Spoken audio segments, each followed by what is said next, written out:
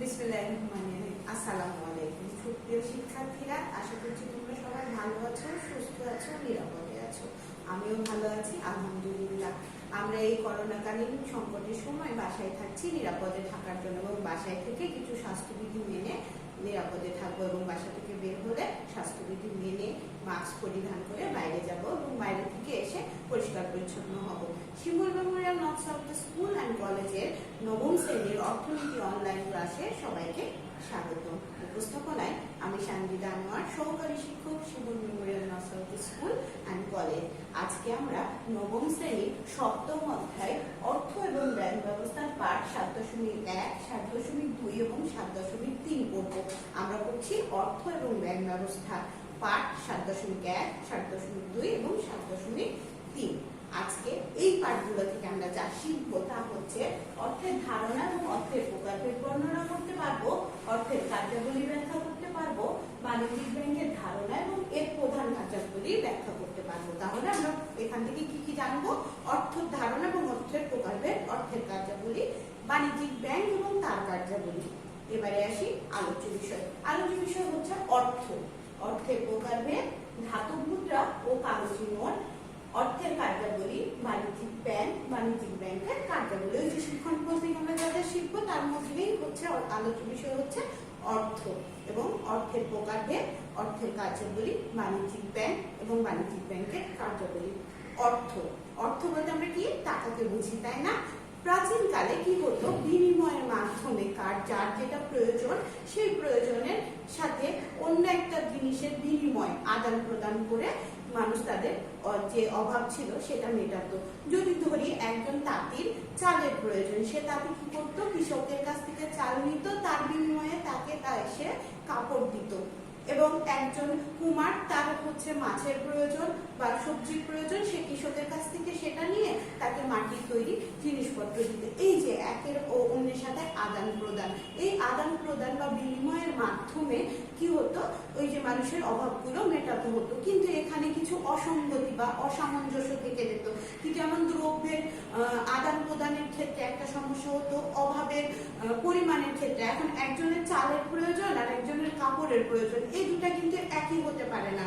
একটা কাপড়ের বিনিময়ে 3-4 হচ্ছে কেজি চাল দিতে হবে, এইরকমই যে অভাবের অসঙ্গতি, এই অসঙ্গতিটা থেকে দূর করার জন্য বিনিময়ের মাধ্যম হিসাবে অর্থের সৃষ্টি হয়। তাহলে অর্থটা হচ্ছে বিনিময়ের মাধ্যম, অর্থ বিনিময়ের মাধ্যম হিসাবে কাজ করে।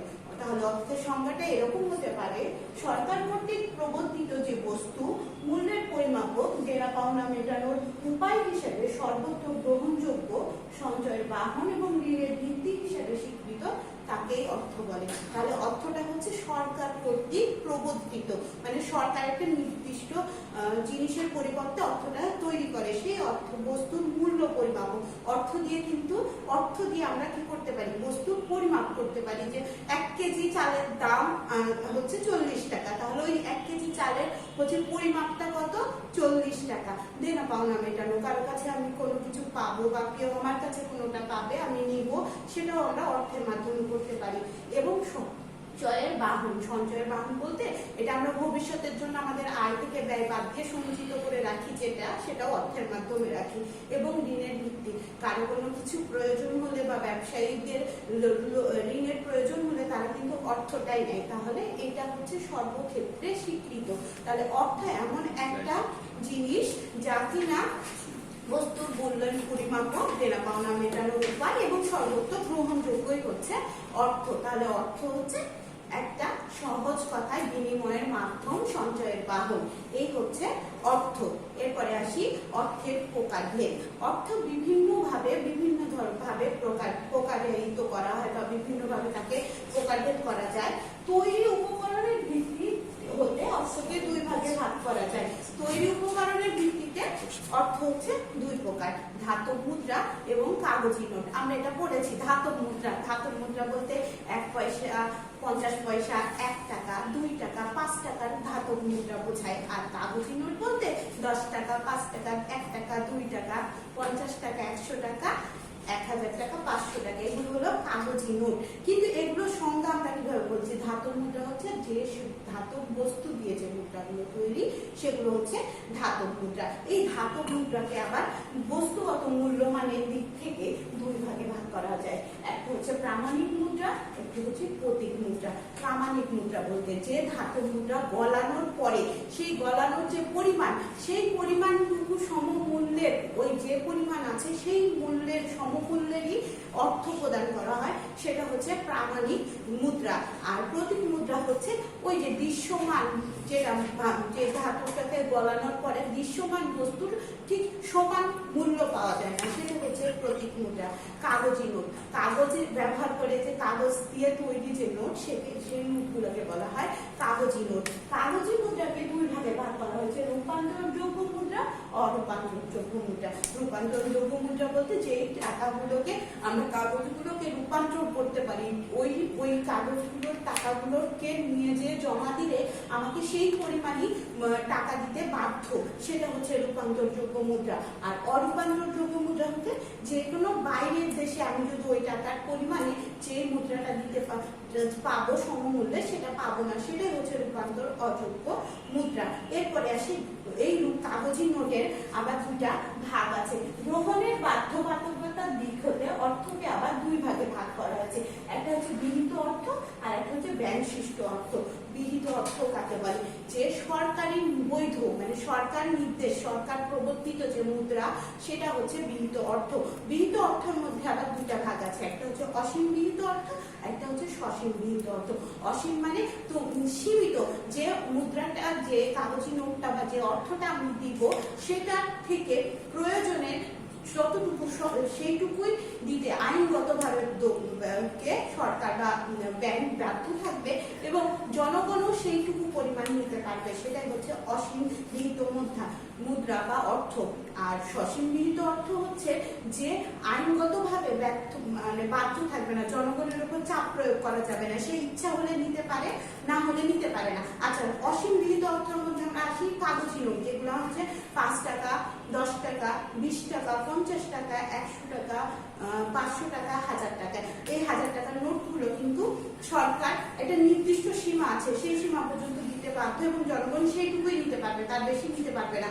এবং তার উপর জনগণ প্রয়োজনে তাদেরকে কি করা যাবে না, চাপ প্রয়োগ করতে পারা যাবে, মানে করতে পারা যাবে যে এই পর্যন্ত চাপ, এই পর্যন্ত আপনি পাবেন, এরপরে আর পাবেন না। কিন্তু সসীম বিহিত মুদ্রা হচ্ছে ধাতব মুদ্রা, যেগুলো 1 টাকা, 5 টাকা, 2 টাকার কয়েন বা ধাতব মুদ্রা, এগুলো না সরকার হচ্ছে কি করতে পারে না, জনগণের উপর চাপ প্রয়োগ করতে পারে না। তারা কি করে, জনগণ ইচ্ছা হলে তার যতটুকু পরিমাণ ইচ্ছা, সেই ততটুকু পরিমাণই নিতে পারবে।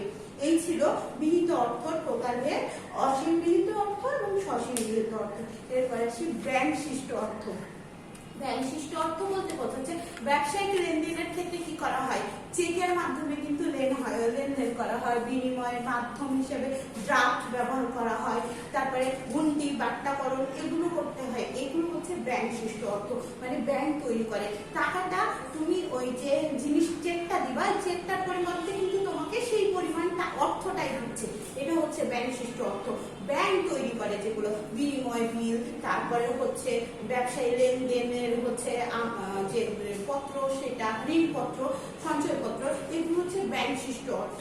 ব্যাংক তৈরি করে এবং এই অর্থগুলো লেনদেন চেকের মাধ্যমে হতে পারে, ডেবিট ক্রেডিট কার্ডের মাধ্যমে হতে পারে। তাহলে ব্যাংকশিষ্ট অর্থ আমরা বুঝলাম। তাহলে তৈরির উপকরণের ভিত্তিতে অর্থ দুই প্রকার, ধাতব মুদ্রা ও কাগজি নোট। ধাতব মুদ্রা আবার দুই প্রকার, একটা হচ্ছে প্রামাণিক মুদ্রা আর একটা হচ্ছে প্রতীক মুদ্রা। কাগজি নোট দুই প্রকার, একটা হচ্ছে কি, এই হচ্ছে একটা কি বললাম, রূপান্তরযোগ্য মুদ্রা, একটা অরূপান্তরযোগ্য মুদ্রা। এরপরে পড়লাম হচ্ছে গ্রহণের বাধ্যবাধকতার দিক দিয়ে অর্থকে দুই ভাগে ভাগ করা হচ্ছে। একটা হচ্ছে বিহিত অর্থ। বিহিত অর্থের আবার দুইটা প্রকার ভেদ আছে, একটা হচ্ছে অসীম বিহিত অর্থ, একটা হচ্ছে সসীম বিহিত অর্থ আর ব্যাংকশিষ্ট অর্থ। এই গেল অর্থের প্রকারভেদ। এবার আসে অর্থের কার্যাবলী। এই যে অর্থের প্রকারভেদ, এই যে দেখো, একটা হচ্ছে কাগজি নোট, বিহিত, সরকার দিতে বাধ্য থাকবে এরকম বিহিত অর্থ, একটা হচ্ছে ব্যাংকশিষ্ট অর্থ, ডেবিট কার্ড, ক্রেডিট কার্ড। এরপরে আসি অর্থের কার্যাবলী। অর্থের কার্যাবলী বলতে অর্থ কার্যাবলীর মধ্যে সঞ্চয়ের বাহন, বিনিময়ের মাধ্যম, মূল্যের পরিমাপক এবং লেনদেনের বাহন হিসাবে অর্থ কাজ করে। তাহলে অর্থের প্রধান 4টি কার্যাবলী হচ্ছে বিনিময়ের মাধ্যম, মূল্যের পরিমাপক, সঞ্চয়ের বাহন এবং লেনদেনের বাহন। বিনিময়ের মাধ্যম, অর্থ বিনিময়ের মাধ্যম হিসাবে কাজ করে, তাই না? এখানে আমরা একটা ছবি দেখতে পাচ্ছি, দেখো এই যে একটা পাউরুটি, সেটাও কি অর্থের মাধ্যমে কিনা হচ্ছে। এই যে মানুষের খন্ড, সেটাও কি হচ্ছে অর্থের মাধ্যমে কেনা হচ্ছে। আগে কি হতো, লেনদেন করার সময় হচ্ছে পণ্য বা সেবা বা পণ্য কি করতে হতো, বিনিময় করতো। কেউ যদি কারো যেটা প্রয়োজন সেটার জন্য অন্য একজনের কাছে গিয়ে তার প্রয়োজনের জিনিসটা তাকে দিত এবং সে নিজের প্রয়োজনীয়তা নিতে বিনিময় করতো। এর মধ্যে কিন্তু অনেক সমস্যা থেকে যায়। এর কারণে অর্থের সৃষ্টি। অর্থের মাধ্যমে কি হয়, বিনিময়ের প্রধান মাধ্যমই হচ্ছে অর্থ। অর্থের মাধ্যমে বিনিময় করে কি করা হয়, অভাব পূরণ করা হয়, বিভিন্ন কাজে অর্থ ব্যয় করা হয়, বিনিময়ের মাধ্যম হিসেবে অর্থ কাজ করে। এরপরে আসি মূল্যের পরিমাপক। মূল্যের পরিমাপক হিসাবে আমরা কি দেখছি, মূল্যের পরিমাপক হিসাবে যখন দৈর্ঘ্যের পরিমাপক কিলোমিটার, ওজন, তারপর ওজন পরিমাপ করি আমরা গ্রাম, কিলোগ্রাম, এগুলো দিয়ে। কিন্তু এইগুলো যখন আমরা পরিমাপ করি, দোকানে যে যদি আমি বলি যে আমাকে 1 কেজি আলু দেন, 1 কেজি আলুর বিনিময়ে আমি কি দিই, 1 কেজির একটা টাকা নির্ধারণ করা আছে, তাই না? এই যে অর্থ হচ্ছে মূল্যের পরিমাপক। এই দ্রব্যটা আমি 1 কেজি নিলাম, সেটা আমি কি দিচ্ছি, অর্থ দিচ্ছি। এই যে অর্থ, তাহলে এই অর্থটা হচ্ছে মূল্যের পরিমাপক। তাহলে অর্থ মূল্যের পরিমাপক হিসাবেও কাজ করে। সঞ্চয়ের বাহন, মানুষ কি করছে, মানুষ হচ্ছে বিনিময়ের মাধ্যমে কিন্তু সঞ্চয় করা যেত না। যেত কি, বিনিময় প্রথা যখন ছিল তখন কি সঞ্চয় হতো, দ্রব্য কি সঞ্চয় করা যায়, দ্রব্য পচনশীল, দ্রব্য সঞ্চয় করা যায় না। শ্রম এবং সেবা, এটা কি সঞ্চয় করা যায়, মানুষ কি নিজের শ্রমকে কিভাবে বাঁচিয়ে রাখবে, বাঁচিয়ে রাখতে পারবে না। তাহলে এই যে তখন অর্থটা কি করছে, সঞ্চয়ের বাহন হিসাবে কাজ করছে। সঞ্চয়ের বাহন হিসাবে কাজ করে, মানুষ তার ভোগ এবং ব্যয়, যে আয়, সেটা থেকে আয় থেকে ভোগ ব্যয় বাদ দিয়ে যেটা থাকে সে পরিমাণটা সে কি করে, সঞ্চয় করে। সেই সঞ্চিতটা সে কিসে করে, অর্থে করে। সে নিজের বাসায় রাখতে পারে, সে ব্যাংকে রাখতে পারে, এইভাবে সে সঞ্চয় করছে এবং এই সঞ্চয়ের বাহন হিসাবে কাজ করছে। এরপরে আসি স্থগিত লেনদেনের বাহন। অর্থ কি করে, স্থগিত লেনদেনের বাহন হিসাবেও কাজ করে। ভবিষ্যতের স্থগিত লেনদেন বলতে হচ্ছে ভবিষ্যতের দেনা পাওনাকে। ভবিষ্যতের দেনা পাওনা পরিশোধ কিন্তু অর্থের মাধ্যমে করা হয়। বিনিময় কথার মধ্যে যখন দ্রব্য বা পণ্য ছিল, সেটাকে কি করে আমরা ভবিষ্যতের দেনা পাওনা পরিশোধ করতাম। ভবিষ্যতের দেনা পাওনা পরিশোধ করার জন্য অর্থ একটা গুরুত্বপূর্ণ কাজ করে। ভবিষ্যতে আমি কাউকে ধার দিলাম, সেই অর্থটা তাকে আমি 1000 টাকা ধার দিলাম, এখন সে কি আমাকে পাওনা হিসেবে ভবিষ্যতে যে কোনো দ্রব্য দিয়ে শোধ করবে, তখন তো দ্রব্যের মূল্য কম বেশি হতেই পারে। এই জন্য ভবিষ্যতের দেনা পাওনা হিসাবেও অর্থ কাজ করে। তাহলে স্থগিত লেনদেনের বাহন হিসাবেও অর্থ কাজ করে। এই যে স্থগিত লেনদেনটা কি কিসের মাধ্যমে হতে পারে, চেক বা অন্যান্য হচ্ছে বিভিন্ন ব্যাংকের যে ব্যাংকশিষ্ট অর্থগুলো আছে সেগুলোর মাধ্যমেও হতে পারে। এরপরে আসি বাণিজ্যিক ব্যাংক। ব্যাংক বলতে আমরা বুঝি যে কোনো কিছু সঞ্চিত রাখা আছে, এরকম একটা জায়গা। বাণিজ্যিক ব্যাংক হচ্ছে যে ব্যাংকে কোনো ব্যক্তি বা প্রতিষ্ঠানের অর্থ আমানত হিসেবে জমা রাখে এবং ব্যবসায়ী ব্যক্তি বা প্রতিষ্ঠানকে তাদের চাহিদা অনুযায়ী ঋণ প্রদান করে, তাকে বাণিজ্যিক ব্যাংক বলে। তাহলে বাণিজ্যিক ব্যাংক হচ্ছে কোনো ব্যক্তি বা প্রতিষ্ঠানের অর্থ আমানত হিসাবে রাখছে এবং এই আমানত হিসাবে রাখার কারণে ব্যক্তি বা প্রতিষ্ঠানকে কি করা হয়, তাদের চাহিদা অনুযায়ী ঋণ প্রদান করছে। এটা হচ্ছে বাণিজ্যিক ব্যাংক। এবং বাণিজ্যিক ব্যাংকের মূল উদ্দেশ্যই হলো মুনাফা অর্জন করা। কিভাবে এই মুনাফাটা অর্জন করে, ব্যক্তি বা প্রতিষ্ঠান প্রথমত তার একটা আমানত, সে আমানতটা সে ব্যাংকে রাখছে। ধরুন ব্যাংকে রাখার পরে সে সেখান থেকে কিছু মুনাফা পায়, ব্যাংক তাকে কিছু অর্থ দেয়। কিন্তু ব্যাংক আবার কি করে, সেটা স্বল্প মেয়াদে রাখলে কিন্তু সেই মুনাফাটা দেয় না, তাকে দীর্ঘমেয়াদী বা একটা নির্দিষ্ট সময় আছে, সেই সময় পর্যন্ত তাকে রাখতে হয়। রাখার পরে সে একটা মুনাফা পায়। কিন্তু ব্যাংক আবার কি করছে, ওই ব্যক্তির টাকাটা থেকে কিছু টাকা অন্য ব্যক্তি বা প্রতিষ্ঠানকে ঋণ দিচ্ছে। ঋণ দিয়ে সেই ঋণের উপরে কিন্তু সুদ দেয় ব্যাংক। এইভাবেই ব্যাংকিং কার্যক্রমটা চলে। এটাই হচ্ছে বাণিজ্যিক ব্যাংকের কার্যক্রম। এবং বাণিজ্যিক ব্যাংকের মূল উদ্দেশ্যই হচ্ছে মুনাফা অর্জন করা। সে মুনাফা অর্জন করাটাই তার মূল লক্ষ্য। সে মুনাফাটা কিভাবে অর্জন করছে, সে মুনাফাটা অর্জন করছে তার যে আমানত রাখা হয়েছিল, কোনো ব্যক্তি বা প্রতিষ্ঠান আমানত রেখেছে, সেই আমানতের উপরে সে ঋণ প্রদান করে সেই ঋণের থেকে যে সুদ পায়, সেই সুদটাকে নিয়ে তার ব্যাংকিং কার্যক্রমটা চলছে। এটা হচ্ছে বাণিজ্যিক ব্যাংকের মূল কাজ। বাণিজ্যিক ব্যাংক বলতে বাংলাদেশে বিভিন্ন ধরনের বাণিজ্যিক ব্যাংক রয়েছে। রয়েছে, যেমন Sonali bank, Janata bank, Agrani bank, Bangladesh development bank, AB bank. এই যে আমরা বিভিন্ন ব্যাংকের নাম শুনি, এগুলো সব হচ্ছে বাণিজ্যিক ব্যাংক। এনারা কি করছে, জনগণের স্থায়ী আমানতের ভিত্তিতে তারা ঋণ পরিচালনা করার মাধ্যমে হচ্ছে তারা কি করছে, অর্থ উপার্জন করছে বা তাদের আয় হচ্ছে এবং সেটা থেকে তারা মুনাফা সর্বোচ্চকরণ করছে। বাণিজ্যিক ব্যাংকের কার্যাবলী। বাণিজ্যিক ব্যাংকের অন্যতম প্রধান কাজ হচ্ছে আমানত গ্রহণ। এই আমানতটা বাণিজ্যিক ব্যাংক 3 ধরনের আমানত গ্রহণ করে থাকে। একটা হচ্ছে চলতি আমানত, সঞ্চয়ী আমানত, স্থায়ী আমানত। চলতি আমানতটা হচ্ছে তুমি ওই ব্যাংকে একটা তোমার হচ্ছে কি বলে হিসাব খুললা বা অ্যাকাউন্ট, সেই অ্যাকাউন্টে তুমি রেখে এসছো, এখানে তুমি ইচ্ছা মতো যখন খুশি তখন অর্থটা উঠাতে পারবা। এটা হচ্ছে চলতি আমানত। স্থায়ী আমানত, এখানে একটি নির্দিষ্ট পরিমাণে সঞ্চয়ী আমানত, এটা হচ্ছে একটি নির্দিষ্ট সময়ের জন্য রাখা হয় এবং সেটা ওঠানোর জন্য কিছু নিয়ম থাকে। তুমি সপ্তাহে 2 বার এর মতো উঠাতে পারবে। এটা হচ্ছে সঞ্চয়ী আমানত। স্থায়ী আমানতটাই হচ্ছে বাণিজ্যিক ব্যাংকের আয়ের সবচেয়ে বড় একটা অংশ। স্থায়ী আমানত বলতে এটা দীর্ঘ একটা নির্দিষ্ট সময়ের জন্য রাখা হয়, কখনো 3 মাস, 6 মাস, 1 বছর, 5 বছর, 3 বছর এই মেয়াদে রাখা হয় এবং এইখান থেকে সুদের এই স্থায়ী আমানতের উপরে বাণিজ্যিক ব্যাংক বেশি কি করে থাকে, সুদ প্রদান করে থাকে বা মুনাফা দিয়ে থাকে। এই ছিল আমানত গ্রহণ। বাণিজ্যিক ব্যাংকের অন্যতম প্রধান কার্যগুলির মধ্যে অন্যতম প্রধান কাজই হচ্ছে আমানত গ্রহণ। তারা 3 ভাবে আমানত গ্রহণ করতে পারে, একটা চলতি আমানত, সঞ্চয়ী আমানত এবং স্থায়ী আমানত। এরপরে আসি ঋণ দান করা।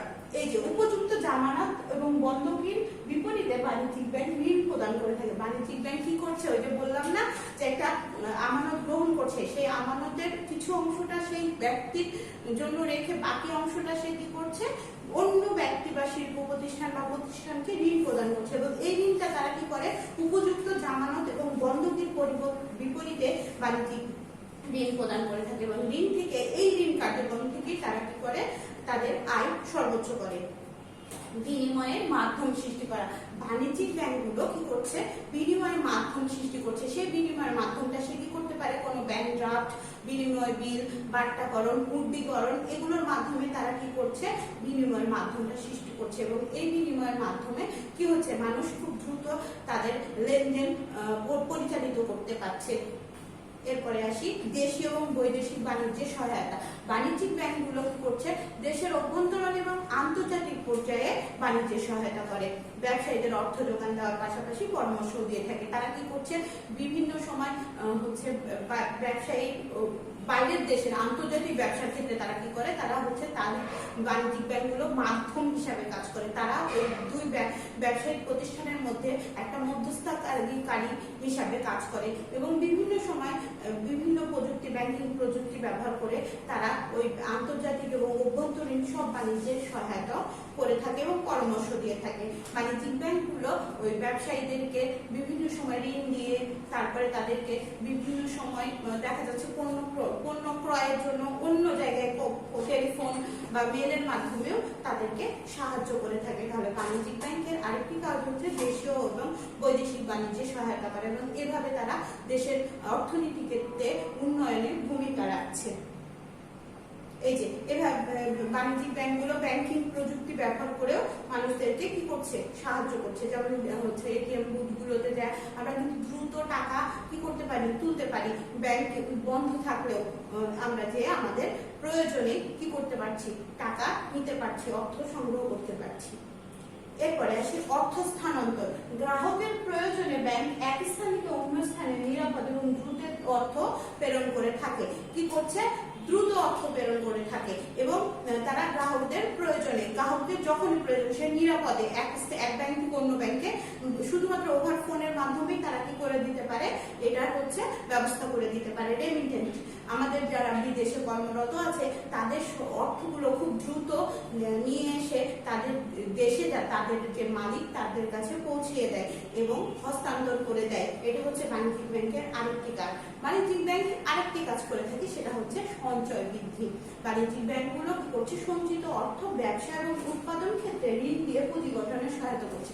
দেশের অভ্যন্তরীণে বিভিন্ন জায়গায় যে মূলধনগুলো পড়ে থাকে বা ছড়িয়ে ছিটে থাকে সেগুলো বাণিজ্যিক ব্যাংকগুলো একত্রিত করে এবং একত্রিত করে সেই অর্থ, সঞ্চিত অর্থ ব্যবসা এবং উৎপাদন ক্ষেত্রে ঋণ দিয়ে পুঁজি গঠনে সহায়তা করছে। এইভাবে বাণিজ্যিক ব্যাংক দেশের অর্থনৈতিক উন্নয়নে ভূমিকা রাখছে।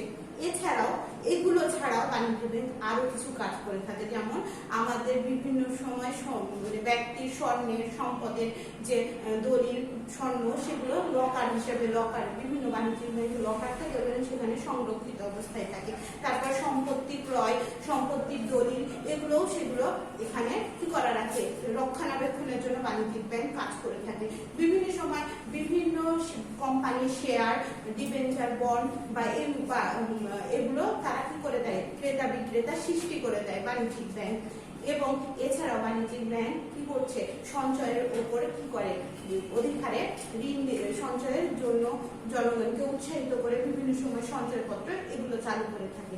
তাহলে এইভাবে বাণিজ্যিক ব্যাংক কি করছে, বিভিন্ন কার্যাবলীর মাধ্যমে দেশের অর্থনৈতিক উন্নয়নে ভূমিকা রাখছে। তাহলে আশা করছি তোমরা আজকে অর্থের প্রকারভেদ এবং বাণিজ্যিক ব্যাংক এবং বাণিজ্যিক ব্যাংকের কার্যাবলী, অর্থের কার্যাবলী বুঝতে পেরেছো। যদি কোথাও সমস্যা থাকে বুঝতে, যদি প্রবলেম হয় অবশ্যই যোগাযোগ করবে। এরপরে আসি মূল্যায়ন। মূল্যায়নে অর্থ কি? অর্থ হচ্ছে সঞ্চয়ের বাহন, বিনিময়ের মাধ্যম। এটা হচ্ছে অর্থ।